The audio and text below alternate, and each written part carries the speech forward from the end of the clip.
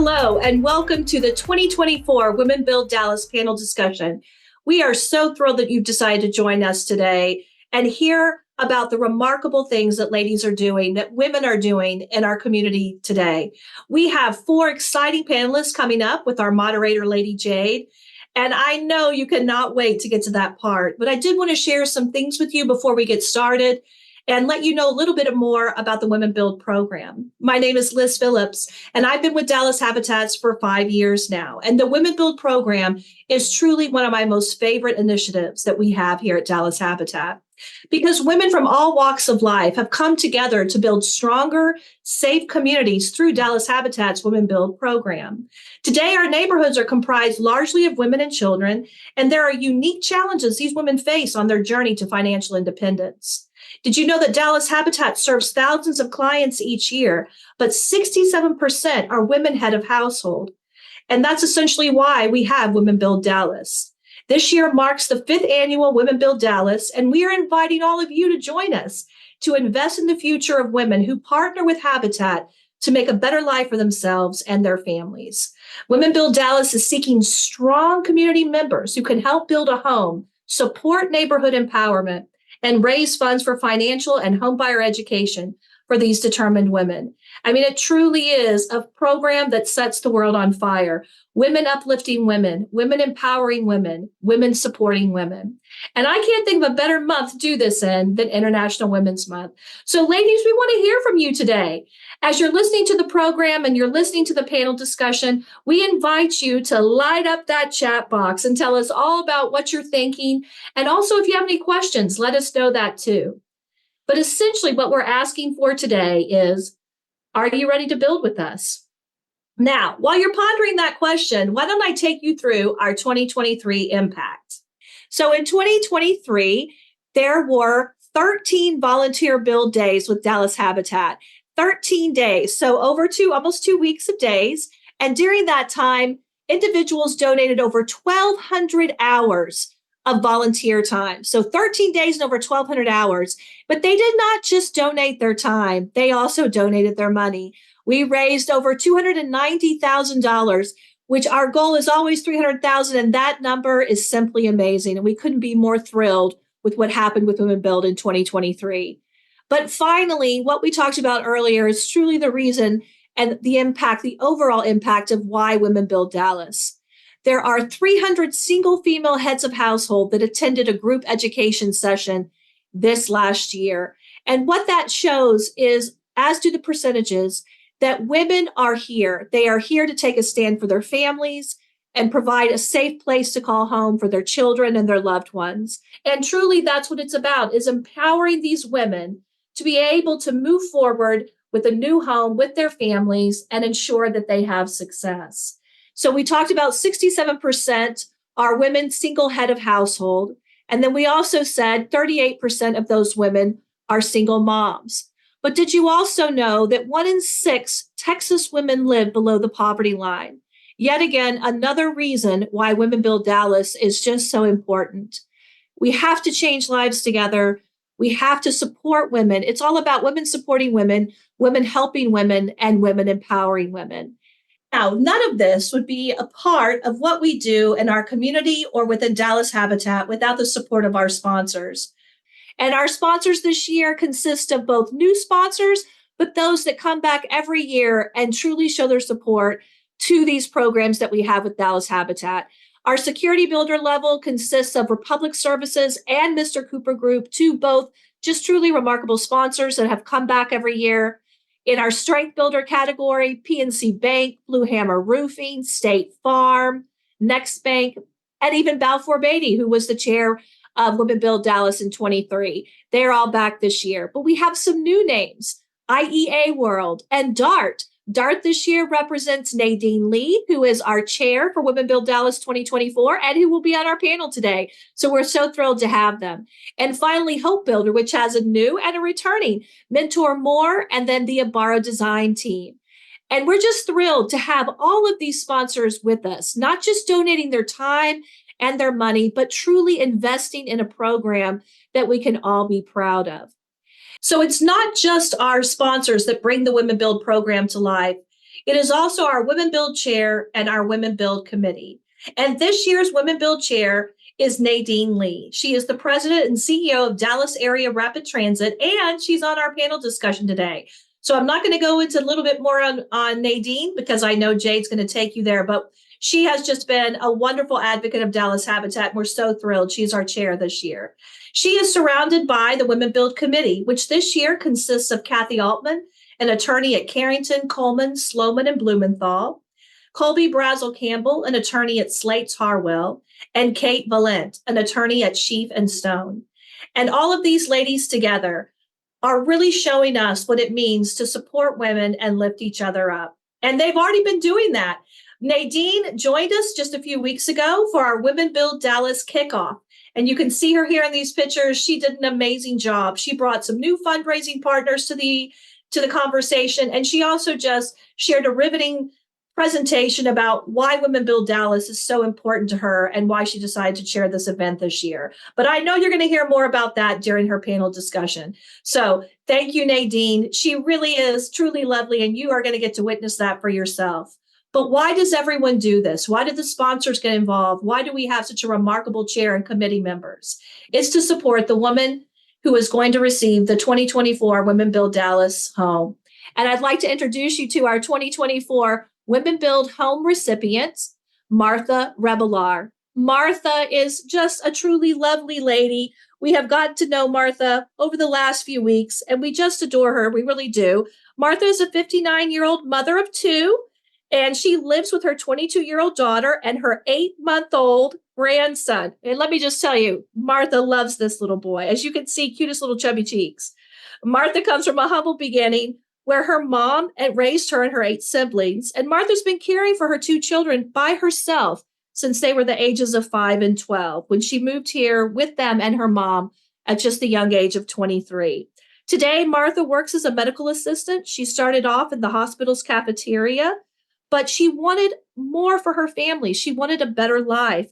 And so she studied really hard and passed her medical assistant test. And so now today, she works with patients and provides better life for her children. And it truly is something that she has made an investment in herself, made an investment in her family. And she's now worked at this hospital for the last 6 years and cares for pregnant women. Again, every year, I'm just truly impressed by the ladies that are a part of the Women Build family. And we're just so happy for Martha and her children and her grandchildren, her family and her mom. It's a beautiful day for them, and we're thrilled to be a part of her journey. So I bet you're wondering, how then can you get involved? And this is simply very easy. As you see, there are 3 different ways that you can get involved. The first is if you text Women Build to 24365. You'll receive a link via text that takes you to our website. And on that website, you're going to learn about the program. There's a guide that walks you through it. There are how you get involved financially, how do you get involved as a volunteer, and just a step-by-step on what brings Women Build to life. You can also visit our website, DallasAreaHabitat.org/WBD24. That's another way. Or, hey, you know what? Take out your cell phone and you can just scan that QR code right there, and it'll take you right to it. On this page, you can make donations, and every donation is a blessing, whether it's $5 or $500. We truly do appreciate all you do for this program and for lovely ladies like Miss Martha. So we hope that you're able to get involved with us, and just know you can do this at any time throughout the event, and we'll certainly share it again with you later today. So now we are ready for our ladies to join us. But before we do, I'd like to introduce you to Lady Jade. Lady Jade is a host, speaker, influencer, and media personality, but we just know her as one of the best advocates of Dallas Habitat for Humanity. Jade is a sunshine, a ray of light. She's been emceeing this event for the last 5 years, but she also emcees a lot of other events with Habitat. We are truly blessed by her grace and the beauty that she shines on everything that she does. And I am also so thrilled to call her my friend. So welcome, everyone, Lady Jade. Thank you so much, Liz. That was absolutely amazing. Thank you for that beautiful introduction.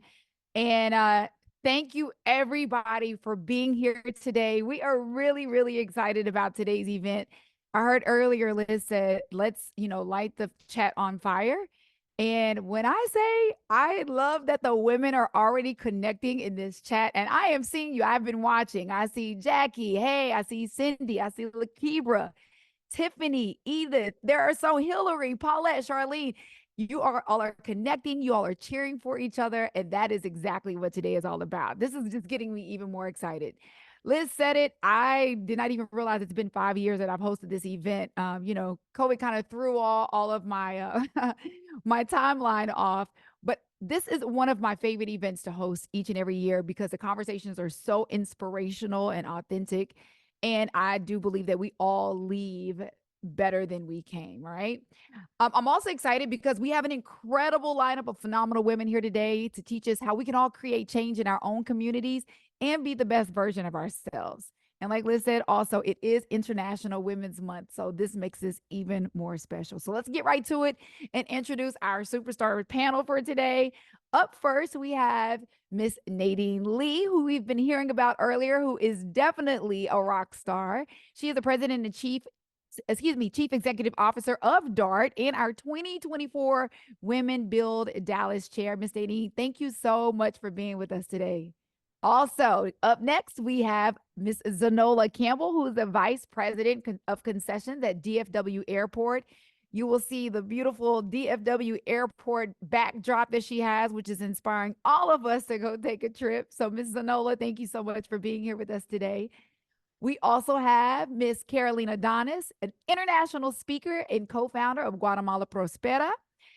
We have her here. Hi, Carolina. Thank you for being here.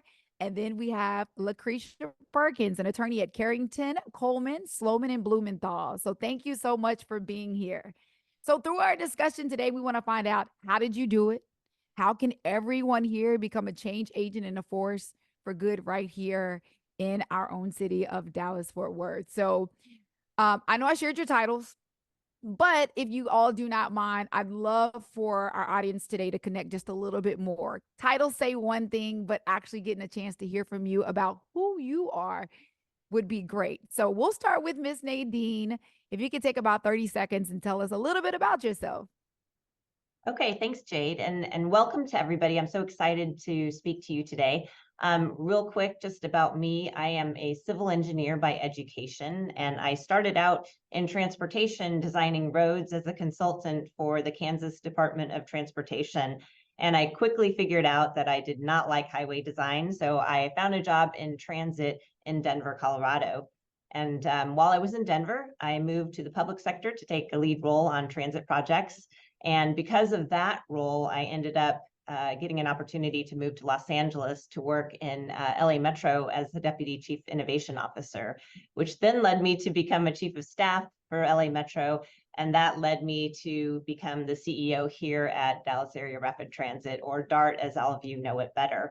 So as you can expect, leading a public transit agency can be super stressful. So the fun thing for me is to decompress by doing ballet, which is something I started only 13 years ago. So I started as an adult, and I'm not very good, but it's something where I can go and do dance and let go. And everyone who's in the class understands the struggle to get better. So it's okay for me to go there and be terrible. So I love what I do at DART, and I love dancing, and I'm super excited to talk to everybody today, and I'm looking forward to the conversation. No, I absolutely love the day. That is so inspirational, the dance piece. And like you said, being able to be in a space where you can be imperfect and you don't have to be good. I read a little bit more on you. I want everybody to really understand. I was thinking I like me managing my schedule by myself was a lot. Miss Nadine is responsible for DART, which spans across 13 cities, 700 square miles, and 3,700 employees. So we got to give you your flowers. Again, I'm trying to manage myself, and you are managing a lot. So kudos to you, and thank you for all your service and your work. Thank you, Jade. Next, we will go to Miss Zanola. Miss Zanola, if you could tell us a little bit more about yourself. Wow, I'm not a civil engineer. I'm actually a hospitality person.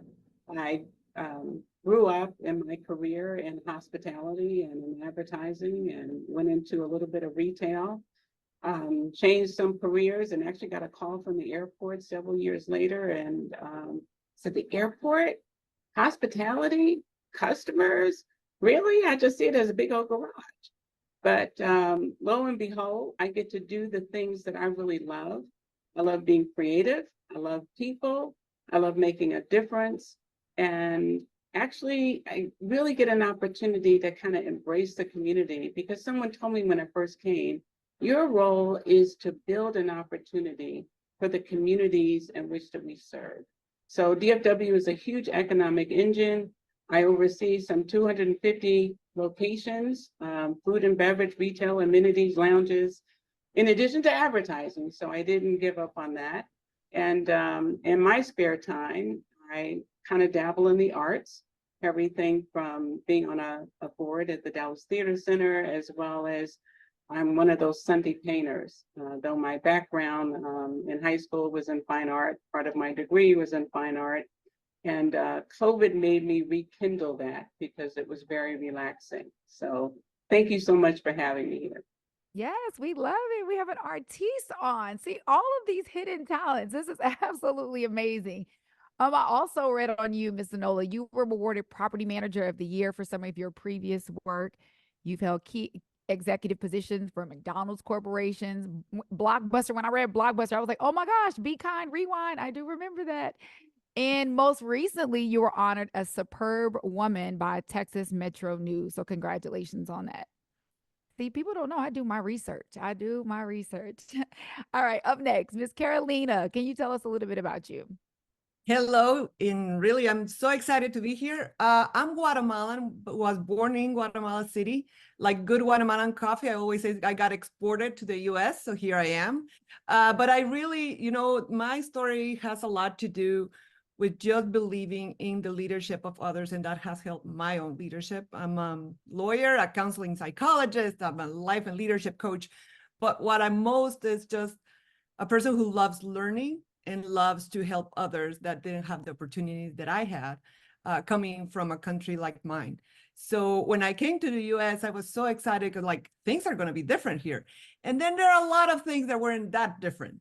And so it just taught me, about resilience, about just working on myself to bring hope to the places that I come, and really just growing myself to be the best version of me. And that's why I enjoy teaching and training people to do that. And so I founded an organization in Guatemala, have founded several organizations, but in that road, I met Dr. John Maxwell, who invited me to be part of his organization. So for years, I was part of the John Maxwell Leadership Foundation and leading teams all over Latin America and the US.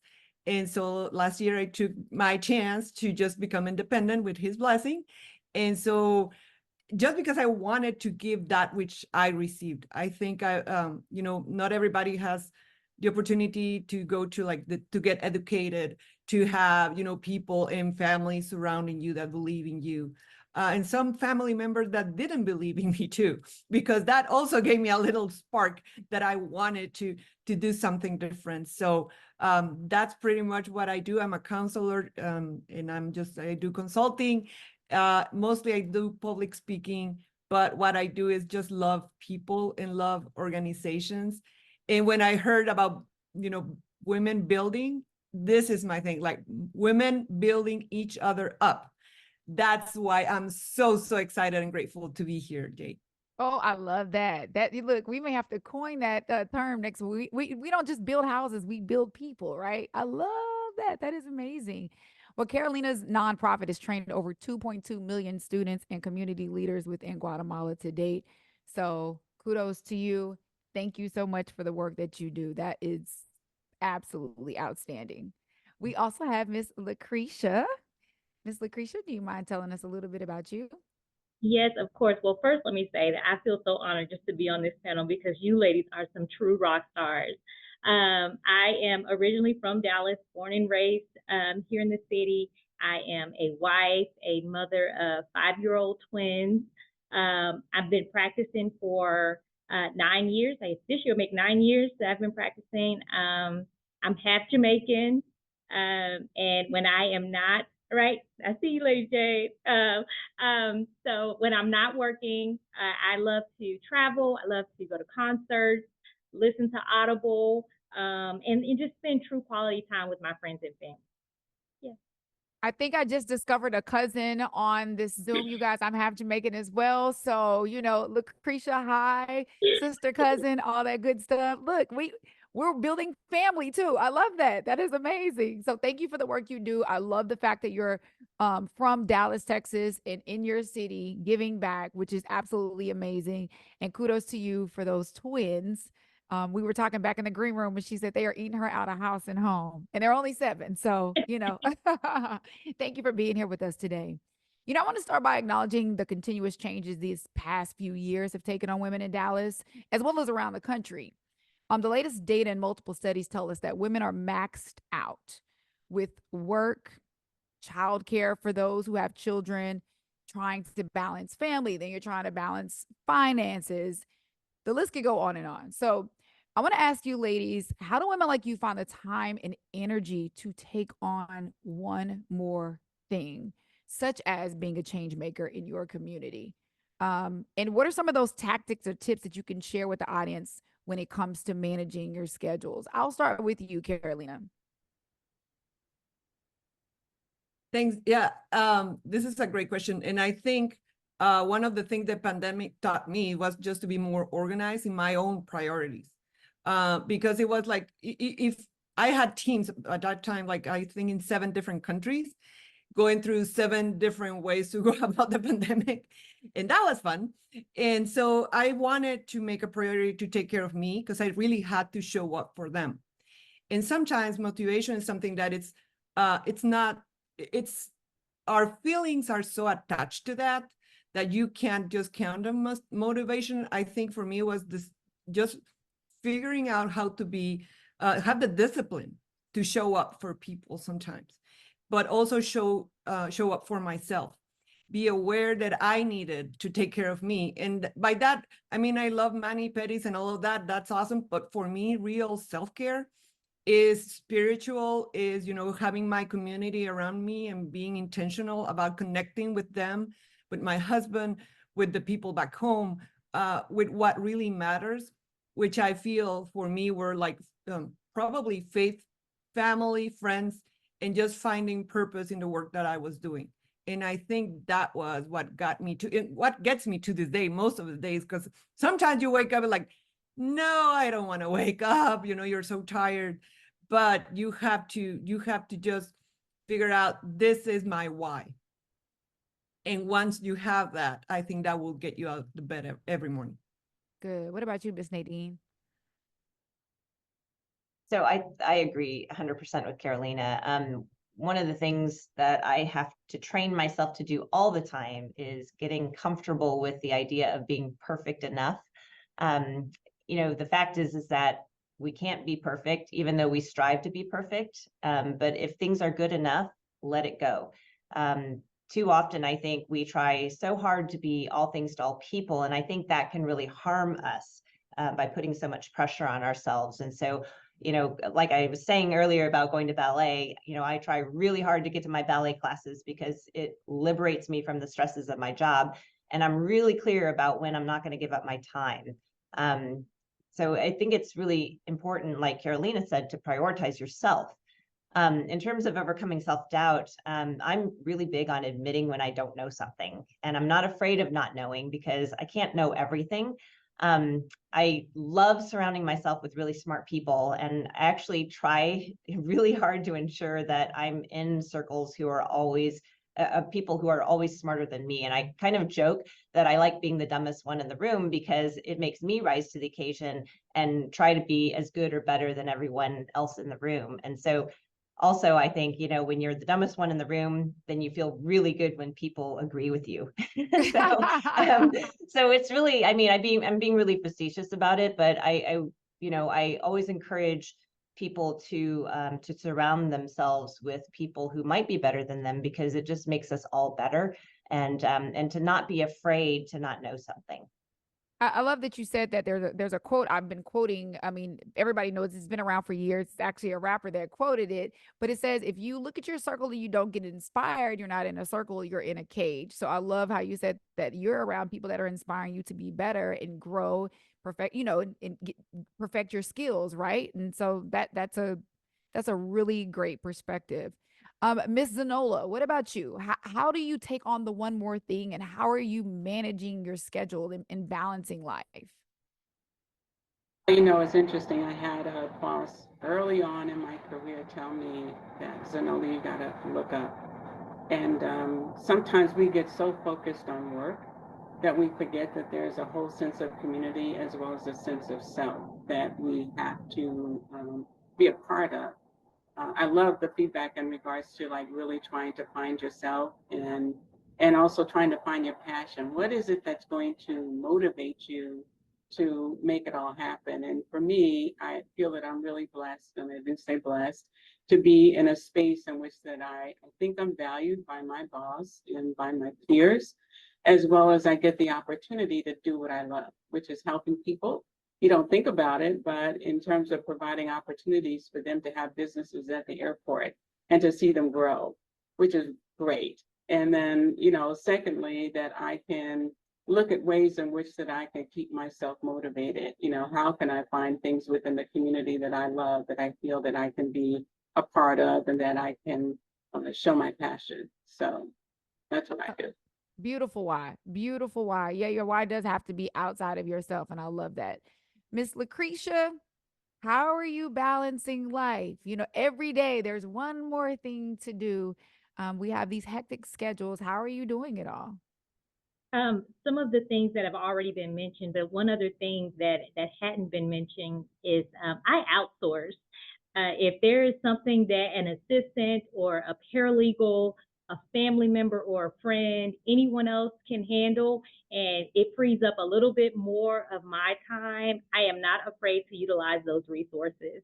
That has come in handy so much when I'm, managing my schedule and my husband's schedule and the kids' schedule. So it definitely helps to have people I can outsource things to, and allows me to make more room and more space to do the things that I really want to, that I'm really passionate about. And I think one practical thing that I do is, I block stuff off of my time, off my calendar. So everything from, swim class or briefing or, going to community events, I'm making sure that I'm blocking things off my time to not only communicate to myself that those times are reserved, but to communicate to anyone else who has access to my calendar that those times are specific for things that I have going on. Okay, you mentioned delegating. Ladies, can you all agree that delegating is a learned skill? It is not natural, because oftentimes when you first start delegating, it almost, something internal says, if I'm delegating, that means I am incapable, and it's a struggle. Wouldn't you agree? That is so true, Jade. I think women, especially, getting comfortable with delegation, if we think about it in terms of adding capacity to what we're doing, it's a different way to think about it, so it doesn't feel like a failure. I actually, I attended a panel a long time ago when I was still pretty young, and this woman got up. It was a panel talking about work-life balance and all this stuff, and this woman who did not have children, she said, I delegated having children to my sister. And I thought that was the funniest thing, because I thought, I don't have children. And so, I sort of joked that I delegated having children to my little sister too. But the thing is like, when you don't have children, some people assume that you have extra time to do more things. And so, they're not as understanding if you need to, like set your boundaries. And so I think it can go both ways. You can have children, which is of course a big commitment of time, but not having children, again, people will assume that you have extra time on your hands, and that's not true either. So it's a delicate balance all the time. And so if you can delegate, outsource, I like the term outsourcing, bringing in somebody to clean your house, if you're lucky enough to be able to afford that, that can add that capacity that you wouldn't otherwise have. Outsourcing is a great way to look at it. It makes it sound so much better, right? We love that. We absolutely love that. And earlier, Ms. Nadine, you mentioned self-doubt. And I'd like to ask the other ladies on the panel, how do you handle and overcome self-doubt? Because I think that most people believe when you reach a certain level of success that imposter syndrome no longer exists, right? But as we all know, it rears its ugly head at the most inopportune times. So let's talk about how to handle self-doubt. Carolina, I'd love for you to start. Yeah, and it's something that really resonates with me because it was something that I had to learn to do, like find my own worthiness and fight for my own worthiness. Because, there's all these societal expectations or all these things that you think that people need from you. And for me, I think the greatest story that I like, I don't have kids either. I delegated that to my brother. So I have a lot of nieces and nephews, but I have nieces that are 21 now. And what I tell them is fight for your worth.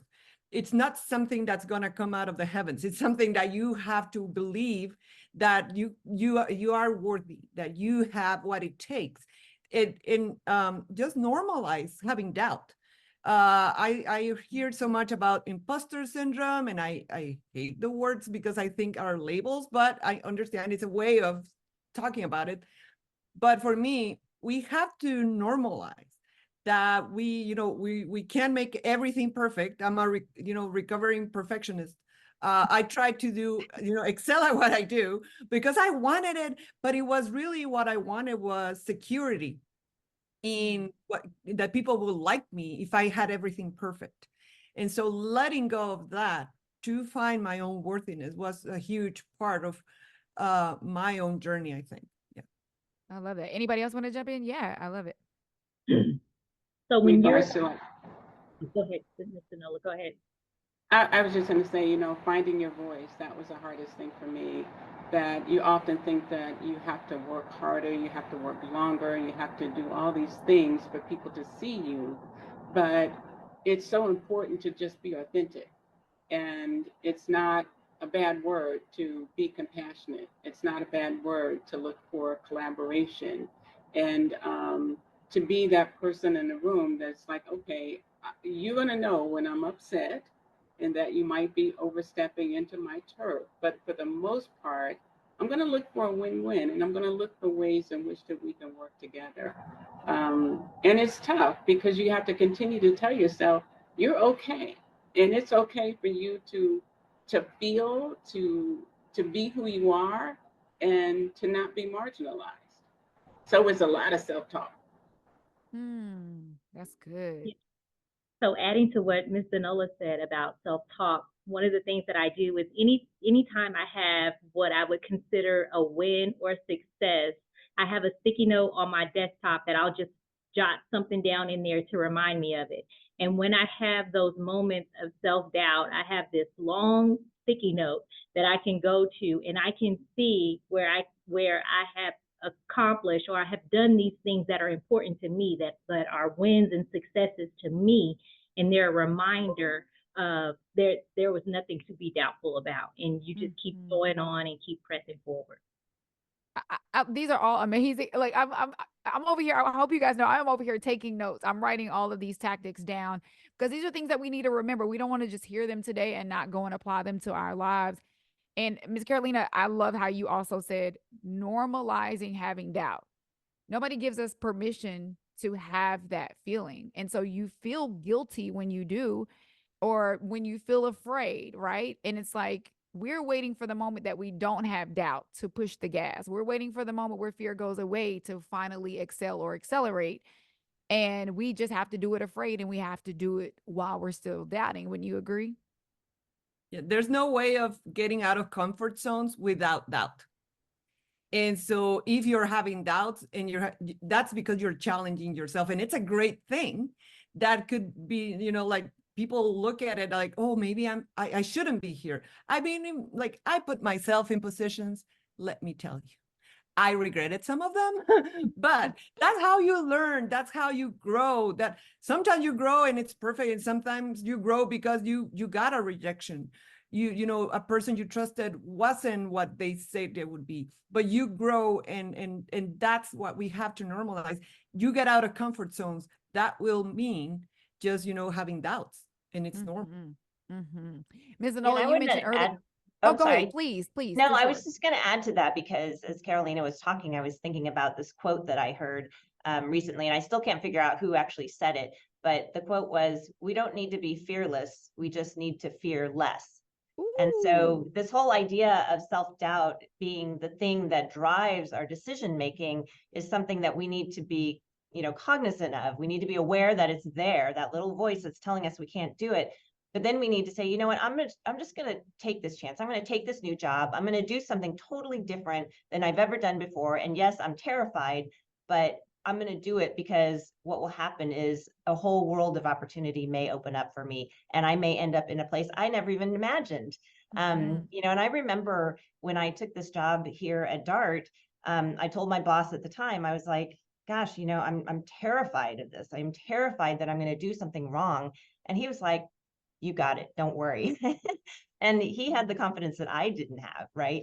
But the whole concept of just fearing less helps us rationalize, what we are willing and not willing to do, right?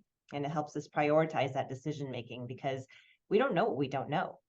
The importance of community, you said he believed in you when you didn't believe in yourself. That is community. That's your tribe, right? The people that are going to push you. And those small, someone mentioned it earlier that we feel, Ms. Zanola, we feel we have to work harder, we have to do more. It is those small changes. Do you realize you just put a space between fearless and it turned into fearless? That is such a minute change, but it makes such a huge difference. Y'all, we're gonna be on here till 3 o'clock. I'm just joking, but this is good. This is really, really great information. Ms. Anola, earlier you mentioned finding your voice. I want to know from each of you ladies, how are you using your voice in your roles to create change in your workplace and also your community? Ms. Nadine, I'll start with you, then we'll go to Ms. Zanola. Sorry, I forgot to unmute. You'd think after, years of COVID, I would get that down. In terms of work, creating change in the workplace and in community, well, let's take community first. So for me, of course, I run a public transportation system. And so I think a lot about women as riders. And as a public transit agency, we have to understand and address the unique needs of women who travel on public transit. So issues of security, cleanliness, reliability, all of those things have a bigger impact on women who rely on us. Women on transit are more likely to be traveling with children or seniors. They're more likely to be lower income and quite possibly single heads of household, much like the women we're trying to help with Habitat Women Build. So helping women riders have a better experience is really essential. And I can leverage my role to call attention to this need and to really focus on making changes that will improve the experience for women on transit in particular, because I fundamentally believe that when you help the most vulnerable riders, you help everyone. In the workplace, women as executive leaders is huge. As an executive, it's really important for me to elevate women as leaders in all industries, right? In my role, I can ensure that women have a seat at the table and also participate in the decision making. I can change the experience of women in the workplace. I can give them voice and give them opportunity. I'm determined to ensure that women are not dismissed as we hone our skills to lead our industry. The fact is that women are really compassionate and thoughtful leaders. We're setting new standards for how business can be done, and we're succeeding. So I'm really committed to hiring the best and the brightest, and more than 50% of those happen to be women. I have more than 50% women on my executive team. That's a new phenomenon for DART. And that's just, the role of women at the highest levels of the organization is growing. Carolina, I'm with you. I'm like, clap it up for that, being a change maker, paving the way, opening the door. That is absolutely amazing. Ms. Zanola, what about you? How are you using your voice in your role to create change in your community and work? Wallowing in all of the feedback that I'm hearing myself, and it's made me think of 100 different things. But I would say in terms of being in aviation, my role originally, I just told myself I was going to be here for 2 years and I'll be 18 years in a couple of months. And the reason being is that there weren't a lot of women in the area in which that I'm in terms of aviation and having the benefit of being in a leadership opportunity. So I enjoy being able to speak with other women, managers that are different airports in aviation, to egg them on, because you really didn't have a lot of role models. And I think that it's so wonderful now to see that things are changing. Yeah, they're not always there. There's still a lot, in regards to what aviation is all about. But I am just in awe, because we have women in fields today at the airport that are so non-traditional in terms of our design construction. We have a female leader, and you would never think that that's an area in which that women would want to be in, because they don't always get that opportunity. In environmental, there are folks there. So I think that things are changing, but you have to make sure that the tribe that you have, and we talked about tribe a lot, that when you're not in the room, they're speaking positive over you. And that the things that you are leaving behind are footprints, and they're positive ones, and that you're really utilizing your integrity. I always say, I'm not going to do anything that's going to jeopardize that. I'll do a lot of different stuff. But when it comes to my integrity, my brand, you've got to hold on to that. You got to make sure that that's sacred. I love that advocacy for us advocating for one another when we're not in the room. They say, your name will be mentioned in rooms that you've never even walked into. And we have to make sure we're also that voice for other women and people in general. I love that. All right, Miss Carolina. Yeah, I'm learning. I'm also taking notes here because it's so great to have this opportunity and just to know one another and what works. I think for me, finding my voice was one of those really, challenges that I didn't know I was going to have when I was starting, in college and all of that. And so I've seen it all over the American continent. All of us as women, we really struggle into understanding that we have a voice and that our voice is needed, that we have something to bring to the table. I was chuckling when I was hearing, I think Nadine mentioned something about, the gentleman that believe for you, because sometimes we don't believe in ourselves. And, men in those situations would have no doubt that they could do it, but we're socially conditioned in a different way. And so when I was thinking about, other generations, my nieces, all these girls that I get to meet when I travel, to other countries and give speeches, what I found is I wanted to be that mentor, because leadership is highly visual. Like the people who are, seeing today, Miss Anola and Nadine and, and Lucretia, and like they are seeing us and we're modeling. So we have to try to be that model. And I love the term "use your voice," because that's, I just launched a book in Spanish. It's going to come out in English, but it's called "Use Your Voice," because it's how to tie up, who you are and understanding that you have worth and value, because that's kind of the prerequisite for leadership if you want to do it well, if you don't want to be an insecure leader. So really quickly, I base it like out of love, because live with your life with purpose, overcome obstacles, value yourself and others, and excel at everything you do, which doesn't mean you have to be perfect, but you have to know that you did it to the best of your abilities and then be able to let go. So I think that road into writing that book really taught me about using and importance of using my own voice for others. So when is the book going to be available? We're all excited. There's some people in the chat. It's in Spanish, so whoever has it in Spanish, this is not USA, this is USA in Español. Use your voice. It's going to be in a month in Amazon right now. The Spanish version, it's on Amazon, but it's basically a practical guide. I wanted to be, people's coach and just come along with questions, because, the quality of your questions will define the quality of your life. And so I want every woman out there to have the best life possible. I love that. Vicky in the chat really fast said, can you repeat the acronym for LOVE? Okay. So live your life with purpose, overcome obstacles, value yourself and others, and excel at what you do. And it's a whole thing that I go through in the book, but it's, I was taught to, value others, but I wasn't taught to value myself in that process. And so I talk about some of the stories, but also like things that you can write and do to yourself, because we need to work on ourselves. Absolutely. Yeah. Absolutely.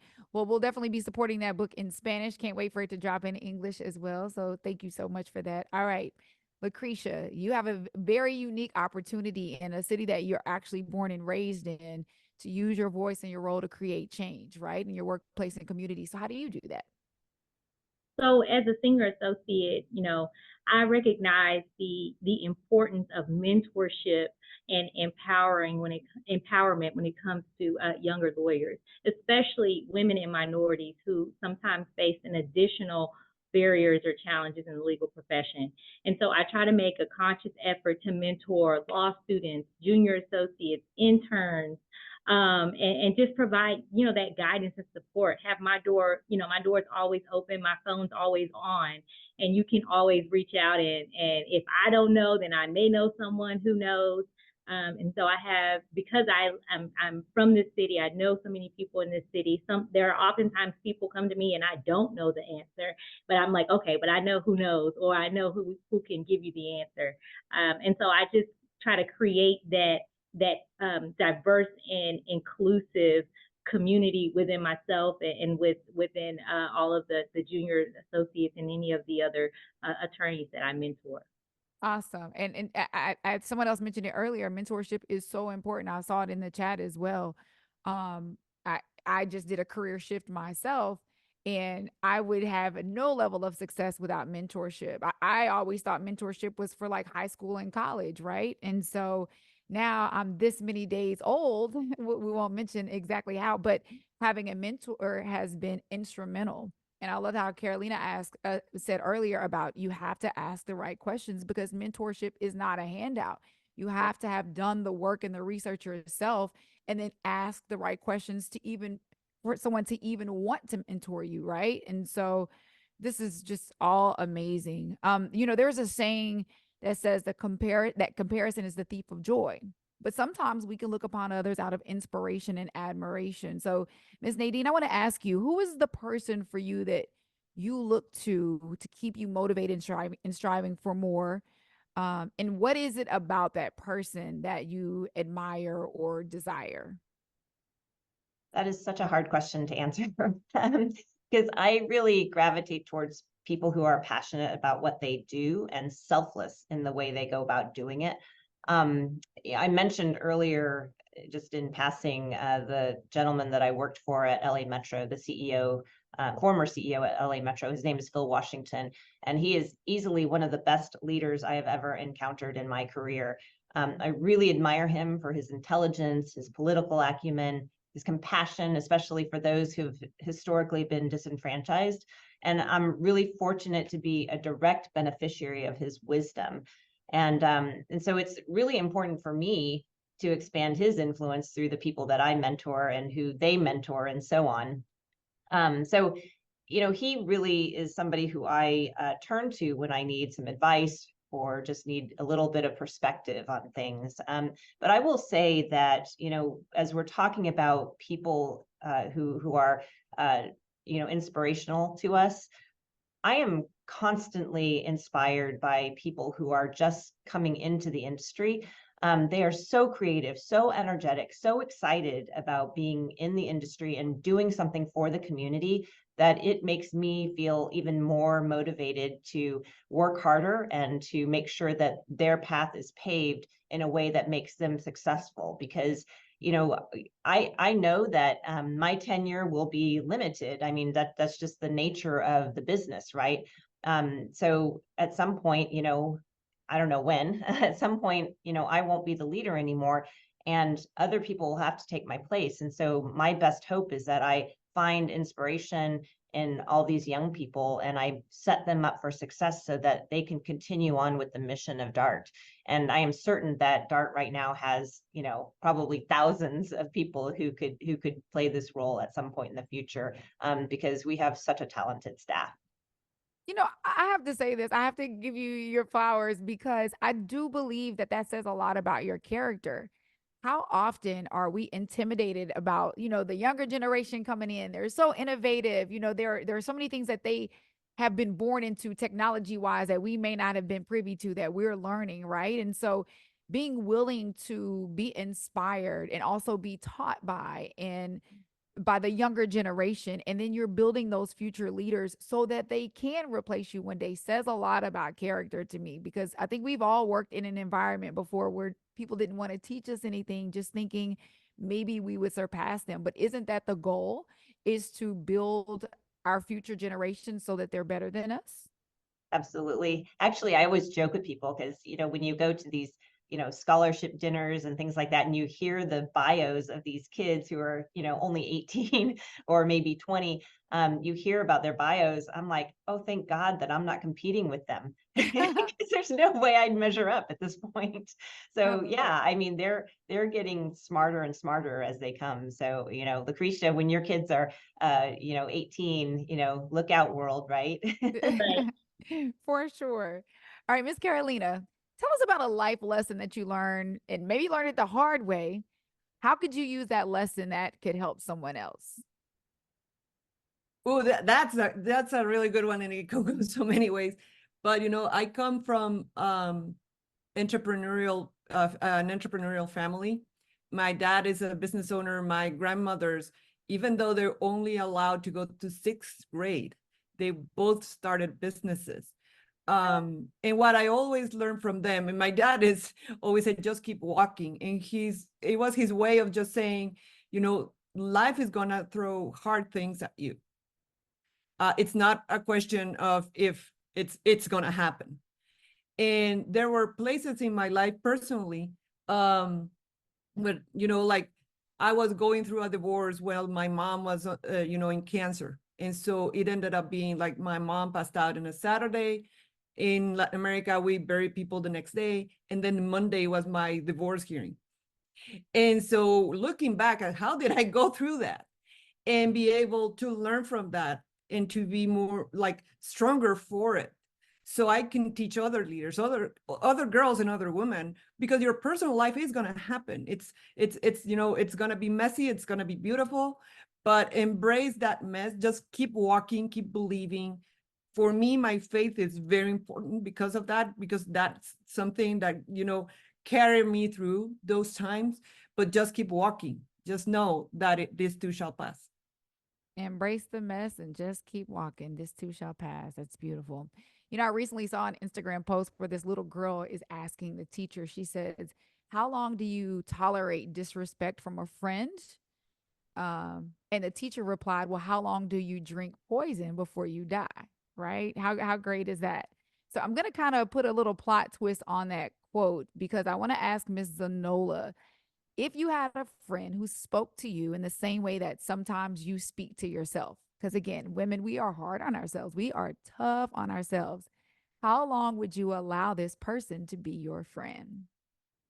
It's interesting. It reminds me of my college days when you think that you're able to just overcome the world. And I had a professor earlier on, this is, when they were very kind to women and, color.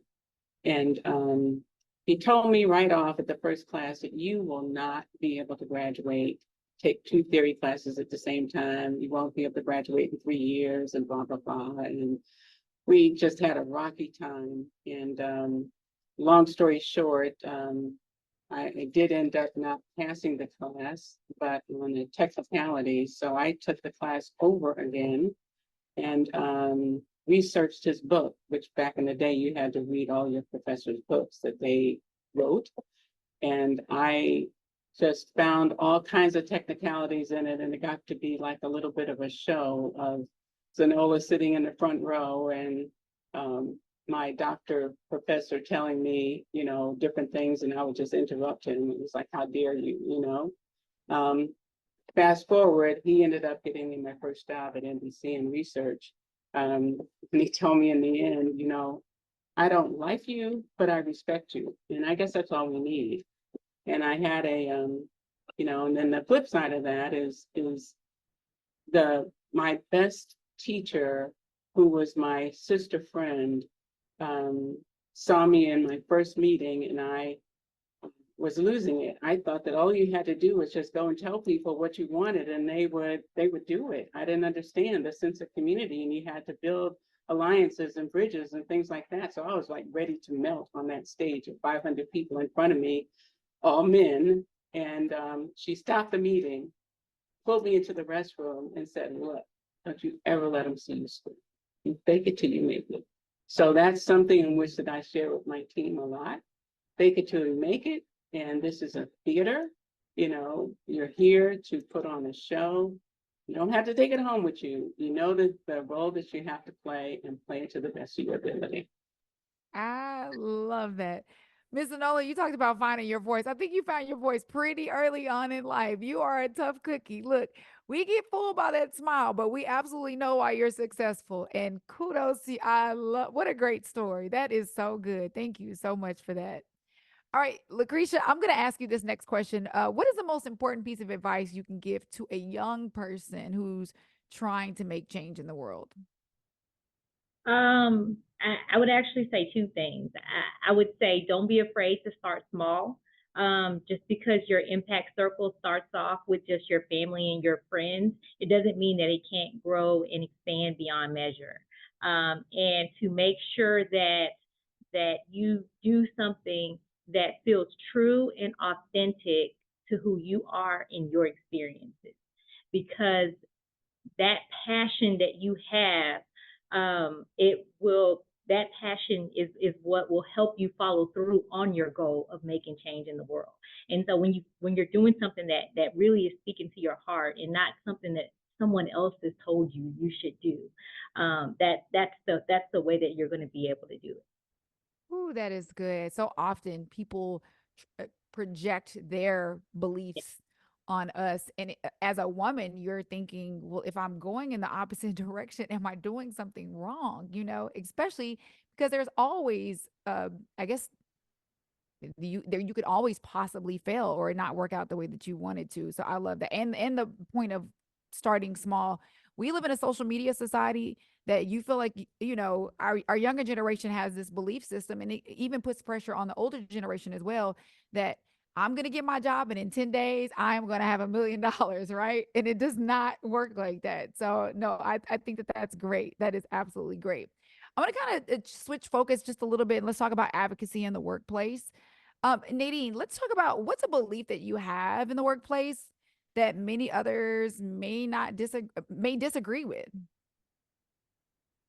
Oh, okay. So I thought a lot about this question because, first of all, I moved to Texas from California, so all of my beliefs contrast with the workplace in Texas generally. So, so I think we've kind of touched on this, but I really want to talk about, especially as it relates to women, I want to talk about this concept of being selfish with our time. I think that, you know, the expectations of women in the workplace are extraordinarily out of sync with, you know, expectations of other people, mostly men. I do think that, you know, it's really okay for women to take time for themselves, you know, take a break from work. You know, we talked a little bit earlier about self-care. You know, I used to feel really guilty about taking extra time in the morning and rolling into the office at 9 o'clock. But I have a great friend who told me that, you know, I needed to take that time for myself in the morning because once I get to the office, my time is no longer mine. And so instead of feeling guilty about coming in at 9, you know, I take time in the morning to, you know, go to the gym or read the newspaper or, you know, do whatever it is I need to do to take care of myself first. So my friend gave me permission to pay myself first, so to speak. I think when you take care of yourself, you're really in better shape to take care of other people. And so I always kind of go back to that phrase that they say when they do the safety message on the airplane, you know, put on your oxygen mask before helping others. That is what the self-care is. It's making sure you take care of yourself so you can present 100% all in when you get to the office. And so this notion that you can't do that, I think is really unfounded. I think it's important for our sake to be able to do that for ourselves, whether it's in the morning or in the evening, but just you have to set those boundaries. for that reminder. That is also a difficult task in life, is pulling you in so many different directions, making sure that you're making time for yourself. Okay, everybody, she just gave us permission. We can put ourselves first. So we just sometimes need that reminder. Ms. Carolina, if you had to teach one thing within a work environment, what would you teach? What would be that one thing that you would make sure you implemented in the people around you? I think the word would be intentionality. You have to be intentional about your self-growth and as growing as a team. That culture is something that you can build. You have to build it. It's not that you come into a group and, culture is something we all create together. And so I think when we as individuals work on ourselves, and we are that, self-aware leader, we create cultures that are self-aware. And that helps, it doesn't matter if you're men or women, if you're African American or Latino like I am, like it gives you the different types of depth that you have in a team. And I think just for me, believing in personal growth, believing that culture is something you build, the culture of your family, the culture of your community, the culture of the place that you work, it's very important. So intentionality would be my word for that. That's so good. I also want to back up just a little bit.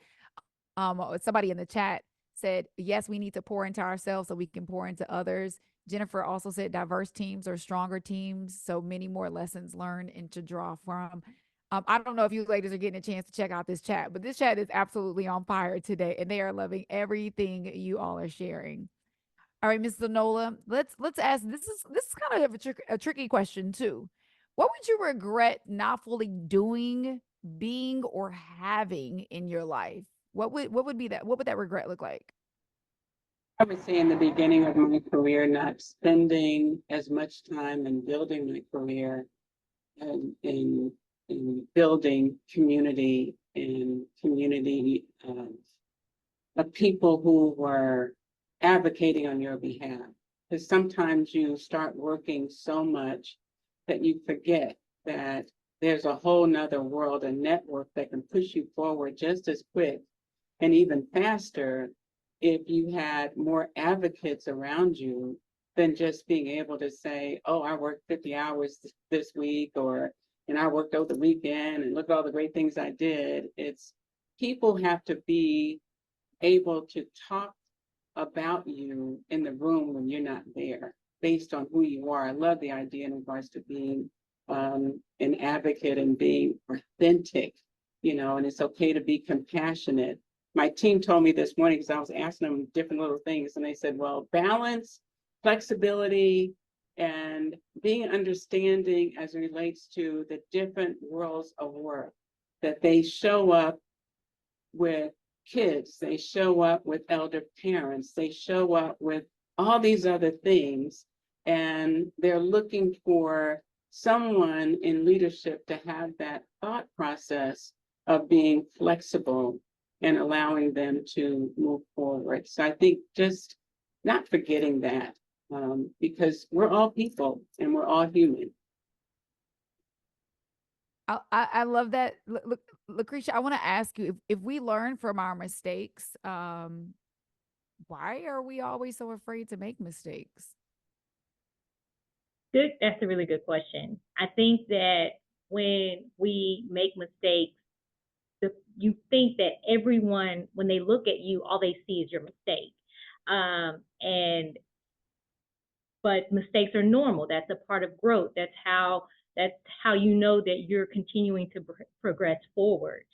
But I think that when you keep pressing forward and you do get it right, nobody remembers your mistakes anyway. So just having that understanding of, okay, mistakes are a part of growth. And it may not feel great right now, but take what you can learn from it. Leave the shame, leave the embarrassment, leave all of the negative things that are associated with that mistake, and you keep pressing forward. And when you go out and you do these great things in your community, in your workplace, no one's going to bring up those mistakes because you've learned from them and you capitalize on them. Yeah. I don't know if you guys have ever heard this saying. Again, I come from the hip hop world in radio, but the L's are not losses, they're lessons, right? And we learned, I remember hearing a message years ago where the pastor was saying, we learn better from our mistakes, not necessarily from our successes. So that is, if we can be taught, and that is one thing that I'm trying to teach myself, because, you know, I'm also a recovering perfectionist, Miss Carolina. I'm with you, you know, I'm in, I'm in recovery every day for that. But if we can learn how to take no, if we can learn how to, what did they say, fail fast, if we can learn how to make those mistakes and give ourselves grace afterwards, I think that we would, you know, excel at a quicker pace.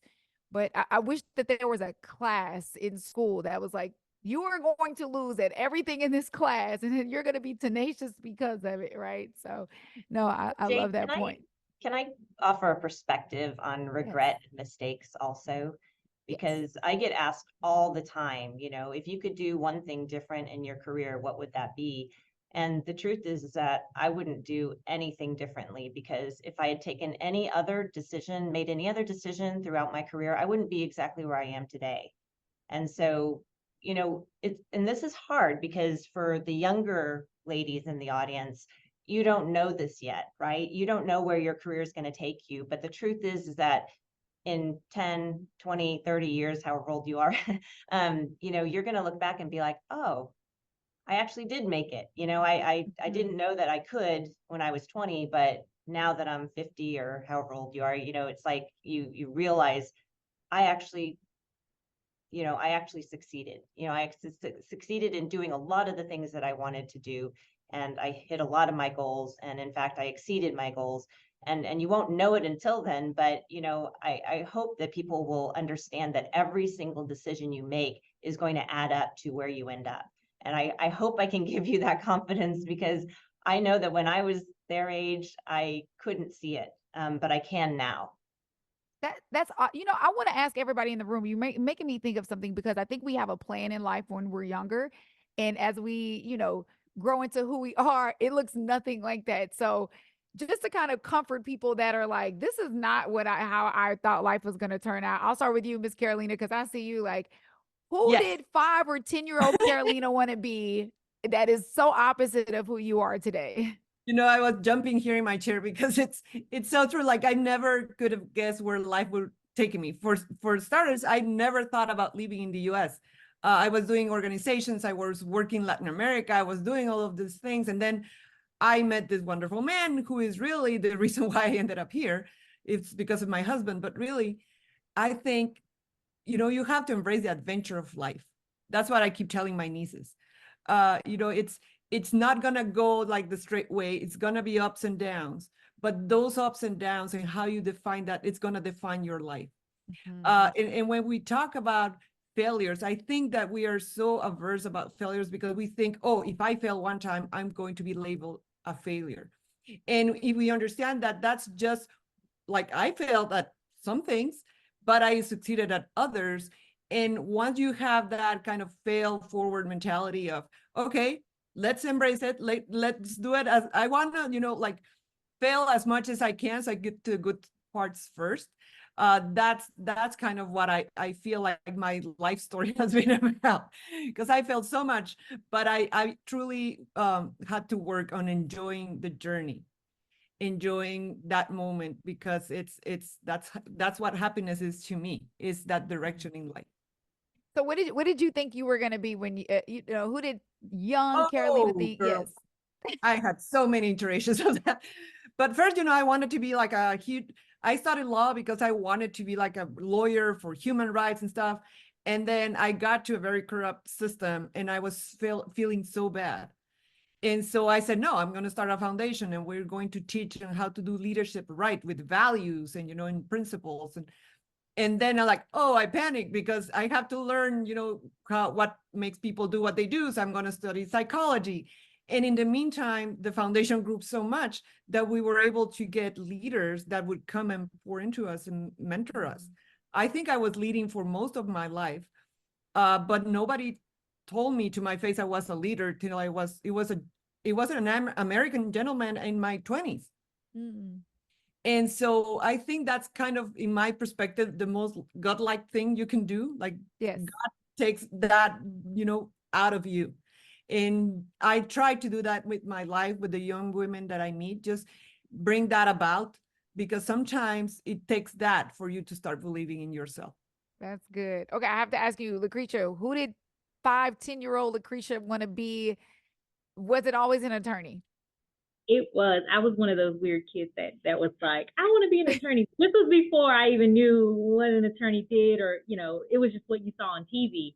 But I think that what I was not prepared for is just challenges of walking in the rooms and being the only woman there, and then being the only woman of color there, and being able to take up that space and be comfortable in that space. And then the other part I wasn't prepared for was, being a wife and being a mother, and then trying to figure out, how do I make all these things fit? There are only 24 hours in a day. How can I make it work?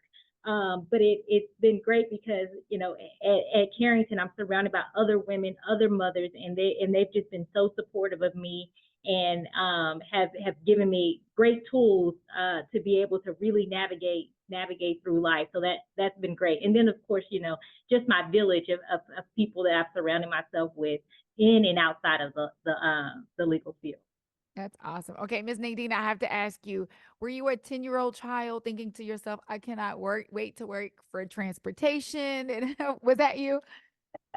I have this, no, I have this joke. So my dad, I didn't have aspirations as a child. I was lazy. I have this joke that my dad was an economist, and I have this joke that he pushed, me and my sisters into the engineering world because he wanted us to have a nice, good middle-class standard of living.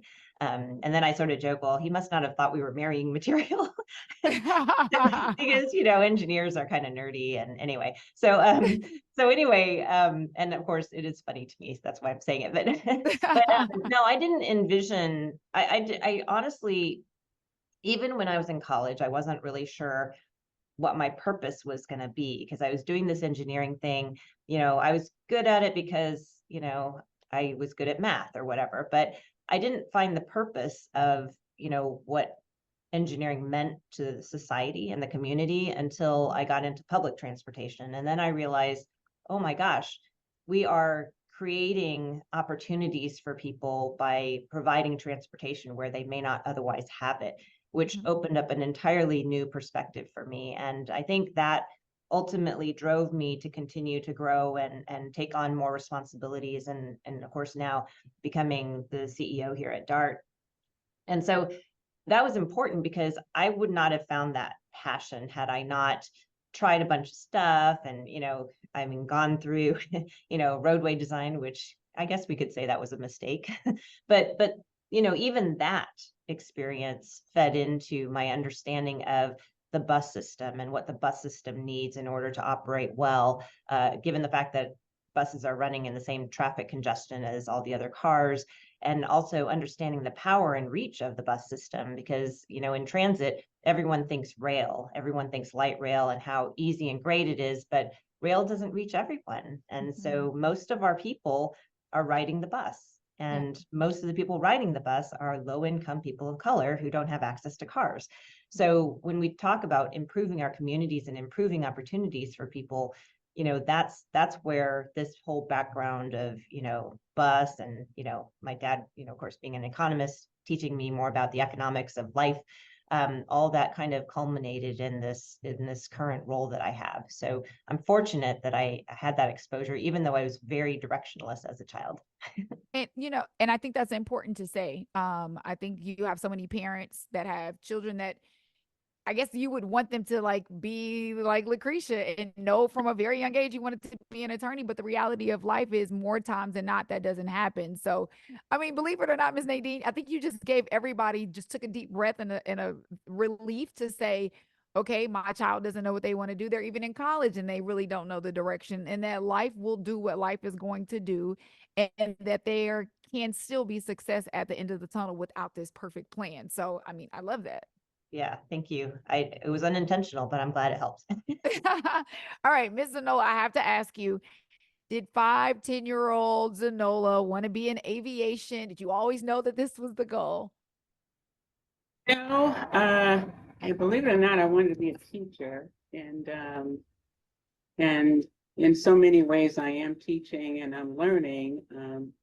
I soon learned that I love being around people and customers and trying to figure out what makes them tick. And from the advertising side, there was a lot of market research and trying to understand people and what motivated them. And lo and behold, getting to the airport, the same thing, understanding that people just don't want a dry sandwich and on their way, but they have the same needs, wants, and desires as they would in a shopping mall. So that's been fun and creating, and fun as well as having the support to do so. Not every airport, if I can give a little plug, is as independent as DFW is and allows its staff to be innovative and to really think beyond and to be, as what my boss says, customer obsessed. So we really embrace that, as well as the customers that we serve, as well as the customers that serve our customers every day. So I'm where I need to be, and it's kind of like a pastor used to say, it's the thing that brought you to the thing. And when you're in that journey, you have no idea in regards to where you're going to end up. Yes, and I love it. And like you're right, you are a teacher. God has a sense of humor. It's just not the way that you thought it was going to be, right? That is amazing. Okay, so just a couple more questions. I'm going to try to sneak in some audience questions because again, the chat has been blowing up. Thank you guys for being so supportive and leaving your questions and your comments. I want to talk about DEI. Obviously, as we know, over the last couple of years, this has been a rising conversation. So what do you think DEI means for women? And how can we support DEI efforts in our own workplaces and communities? Whoever wants to take that question, go for it. I can go first. I think DEI is so critically important right now, and especially for women. I think it means that we're going to ensure that women can overcome the marginalization and unconscious biases that really hold them back. We were talking a little bit before this session started. I mean, women are actually held to higher standards in every aspect of what we do. And we have to stop thinking that women can achieve success without, the help of both men and women. I mean, the truth is that men rarely did this on their own. And we really need to help women by removing the barriers when we see them and addressing the attitudes and behaviors that prevent them from succeeding. And so it really takes everyone being actively involved in the success of women to change the future. I think the DEI initiatives are really critical here because we could pay attention to the special needs that women have, because it's when we were talking earlier, it's really hard to define what marginalization is. And because we can't define it, it's hard to address it. So these are the things that we need to just constantly be aware of and pay attention to and talk with each other and figure out, how are we going to, change that future for women. Anybody else want to chime in? I think that was a really excellent perspective. Yeah, I think for me, what I'm seeing is just, creating the space for addressing the gender bias and having the conversations in safe spaces. We were just talking before we just kind of went public, but it's you feel like you're forcing a conversation, but it's a conversation that needs to be forced because people don't know what they don't know, like Nadine said. And so when we create that space, I think it's important for us as women to honor that space too, because that's how we create we come across with the importance of it, how important the conversations are, how important, our differences are. It's not only being women, it's, if you're an African-American woman, if you're a Latino woman, if you're, an Asian American woman, all those things, there are so many different layers to that, but it all starts with having the right conversations in the right places to be able to create change and just change policy in general. Mm-hmm. I would even add listening. Conversations are one thing, but the people that come to the table, they have to be willing to listen, so that when you share ideas that you're heard. Mm-hmm. Thank you. I love everything that everybody said. I want to sneak in an audience question because I thought this was so important. It says, how can I get in rooms with individuals who are smarter and in higher positions than myself, and still feel like I have something to offer them?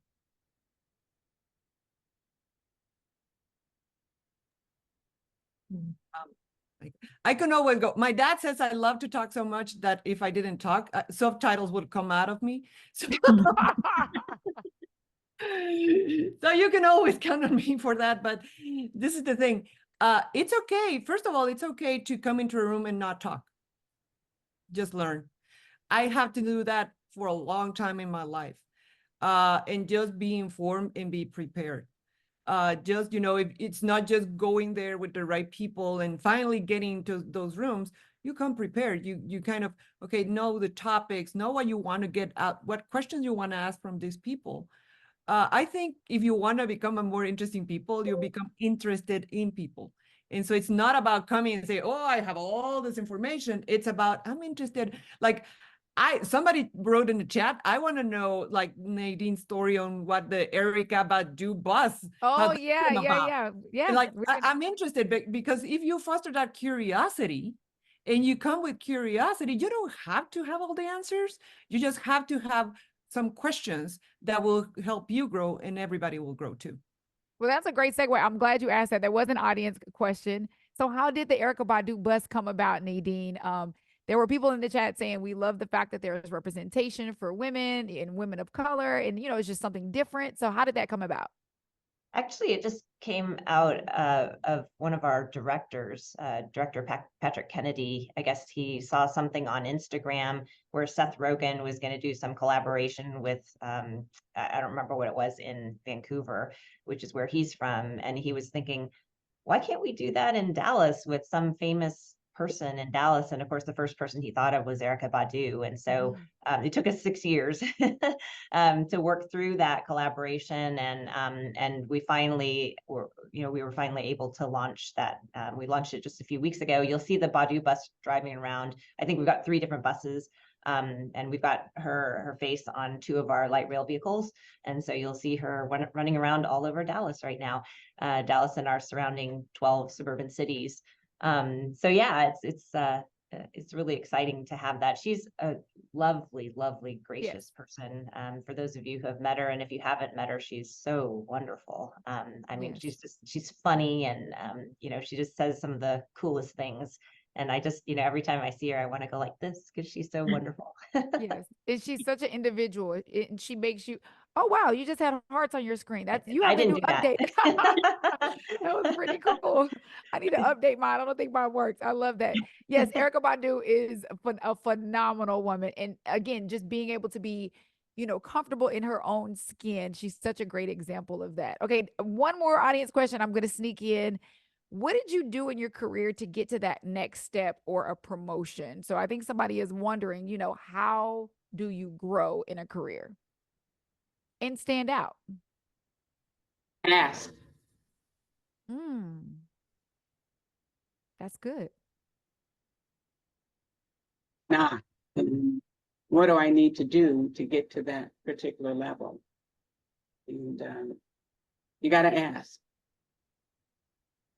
I think along with that, you have to state your intentions, right? And this goes along with the previous question about how do I get in a room with the people who are making decisions and influencing the direction. It's, you've got to tell people you're interested. I mean, obviously we don't go in and demand to be, to have a seat at the table, but I mean, shoot, you can go in and you can sit along the wall for a little while when you're still young. You can take notes, you can ask questions of people, just get clarification on what you heard. You can pay attention to board meetings. You can do all these things that, make yourself more valuable and useful and knowledgeable. And as people see that you're growing and you're taking initiative, I think that makes a big difference. Absolutely. I would add, go ahead. No. Yeah, go ahead. I would add that, sometimes people think that the only way to network is to network up.